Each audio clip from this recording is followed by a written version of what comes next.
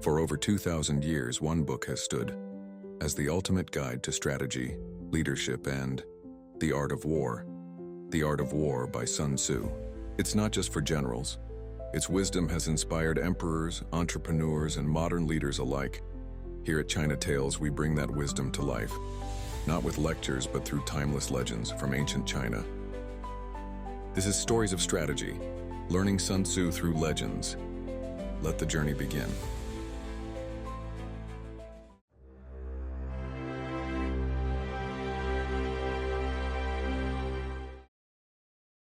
In the late Eastern Han Dynasty, China was in utter chaos.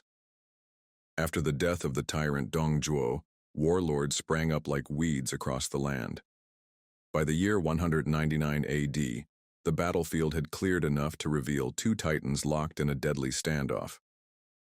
Yuan Shao, the northern overlord, held vast lands across four provinces, Ji, Qing, Yu, and Bing, with a massive army of over 100,000 men. Cao Cao, the cunning statesman in the Central Plains, had far less land and troops, just a few provinces and a modest force. But what he lacked in numbers, he made up for in brains. Yuan Shao couldn't stand the fact that Cao Cao had taken the emperor under his wing and controlled the imperial court. Determined to eliminate this rival, Yuan prepared to march south and crush him once and for all. Cao Cao, fully aware this clash was inevitable, began shoring up his defenses, drilling troops and stockpiling supplies. The final showdown would take place at a place called Guandu, in present-day Henan province. In 200 AD, Yuan Shao unleashed his full force. He claimed to have 700,000 troops, though the real number was closer to 100,000. Still, it was a mighty army. Cao Cao, his army numbered barely 20,000 to 30,000. Confronted by a vastly superior force, he chose strategy over brute strength. Instead, he fortified Guandu and waited. No flashy moves, no charging into traps, just patience. Yuan Shao threw everything at Guandu, taunts, siege engines, challenges to battle, but Cao Cao wouldn't bite. He knew this was no contest of brute strength, but a battle of wits. Yuan Shao sent two of his top generals, Yan Liang and Wuchao, to raid Cao Cao's supply lines. Yan Liang attacked Baima. Cao Cao personally led a lightning raid, and the legendary Guan Yu beheaded Yan Liang, electrifying his troops. Soon after, Wuchao appeared. Again, Cao Cao struck fast. Zhang Liao took him down. Despite being outnumbered, Cao Cao had already scored 2 major kills. His men cheered. Yuan Shao's confidence began to crack. As the stalemate dragged on, Yuan Shao faced a new problem: supplies. Feeding a 100,000-man army wasn't easy, so he stockpiled massive stores of grain at a place called Wuchao to the rear of his army. Cao Cao got wind of it and grinned.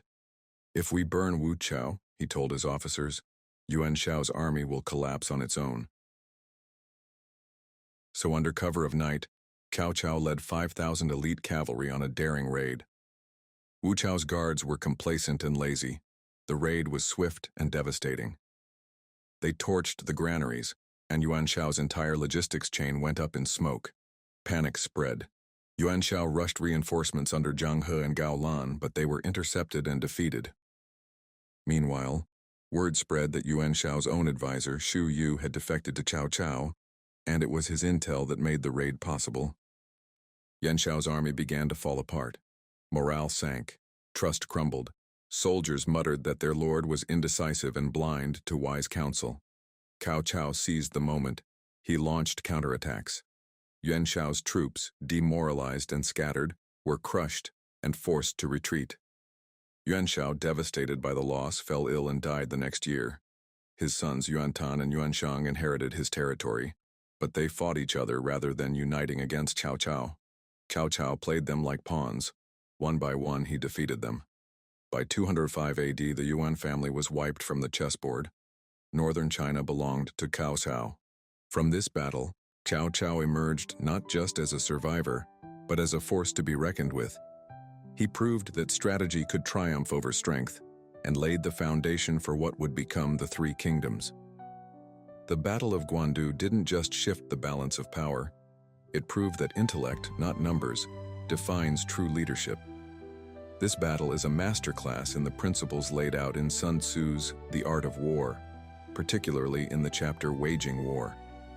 Here's how the principles were applied. 1. Speed and avoiding protracted warfare. Sun Tzu emphasized the importance of swift victories to avoid the depletion of resources and morale. Cao Cao understood this well. Instead of engaging in a prolonged battle, he focused on quick, decisive actions. The initial skirmishes at Baima and Yanjin were part of a larger strategy to weaken Yuan Shao's forces without exhausting his own. By swiftly defeating Yuan Shao's generals Yanliang and Wuchao, Cao Cao demonstrated the value of speed and precision. 2. Economic warfare. Sun Tzu wrote, "The use of troops is like the flow of water." Cao Cao applied this principle by targeting Yuan Shao's supply lines.